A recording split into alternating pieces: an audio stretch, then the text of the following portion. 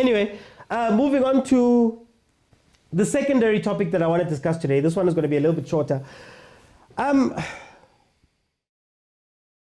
Orlando Pirates and Mamelodi Sundowns played this past weekend in the Nedbank Cup. Well done to Amapaganea Esgama Kepula, who went out and beat Mamelodi Sundowns to retain their Nedbank Cup and to make it 4 trophies in 2 years. Incredible performances coming from Orlando Pirates within the Cups.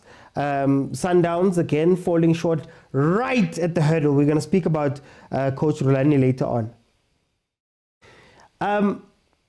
But what caught my eye was that, again, we were faced with a game that had to start later than what was scheduled.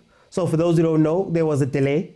And I say again because Pirates had a similar situation just a few weeks earlier when they played Ichipa United in the semi-finals of the Nedbank Cup, right?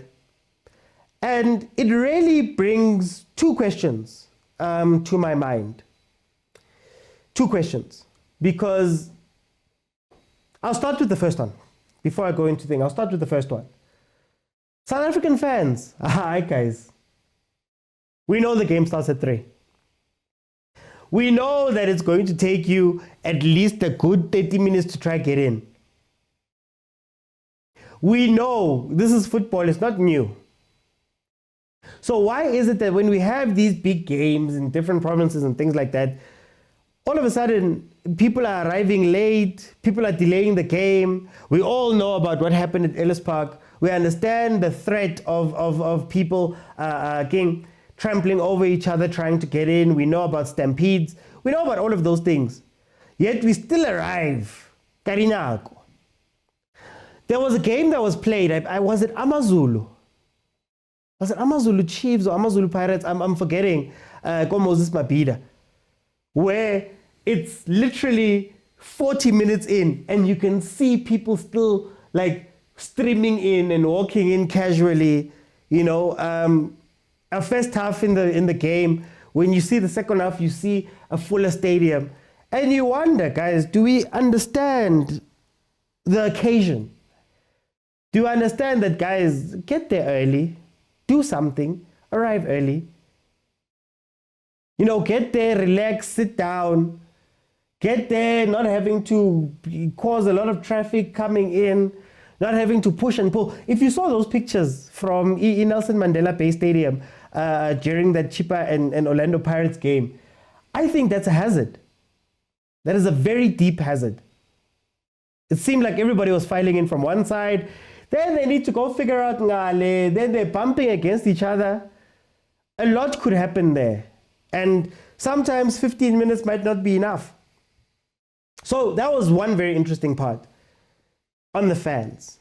The secondary part that really caught my eye is something that a lot of people have spoken about. Guys, our stadium planning. You know, I had somebody on my show last night, Tumaronza, come in and say, guys, getting to the stadium is hectic. Going from a town, having to drive out into the middle of nowhere, there's one way to get in, then they still wanted you to park and ride when you got there, and then that park and ride created even more traffic going into the stadium, and Abu Mazola posted pictures of what it was like getting out of the stadium. That they sat for 2 hours, 3 hours in traffic, just sitting in traffic. No traffic officers. You know, nobody's controlling the flow. And it seems that everybody, even the teams, couldn't necessarily maneuver their way out. And this again calls to question this thing about our stadiums that were built, and stadiums that, you know, our huge stadiums, the FIFA World Cup stadiums and things like that. How much planning actually went into these things? How much planning actually was put into how this is going to accommodate a big game? How one entrance way in is going to be the biggest issue, because I have to wait in a queue to get into the stadium in my car. Then when I get into the stadium, I still have to get out and go find an entrance. Nakhona, kushayu 3 kolabantu. You know, we've spoken a lot about the PSL and the stadia. We've spoken a lot about how sometimes, man, people are smoking in the stadium. You don't have enough security to keep. The peace. Outside, people always complain about being hijacked and the dangers of going to go watch a PSL game at night, for example. There's so many things that need to be fixed when it comes to our stadia, when it comes to our attendance and why we don't attend. Sometimes people have a point to say, why am I coming here right now?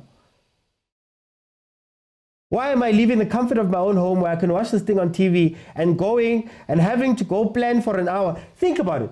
There's people, there was a guy on my show last night who drove from Botswana. There's people who come from other countries to come and watch these games. There's people who have been driving the whole day. There's people who have spent a ton of money only to get there and find issues with the stadium. And I feel like we all know it's a Category A game, it's a final, it's Sundowns, it's Pirates. But it didn't feel as though the planning around it was aligned with this thing. So we really need to figure out ways to make the stadium going experience a lot better.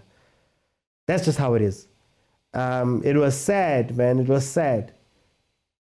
Nabo VIP, Nabo Supersport, SABC, Nama teams were caught in the same traffic. How safe is that?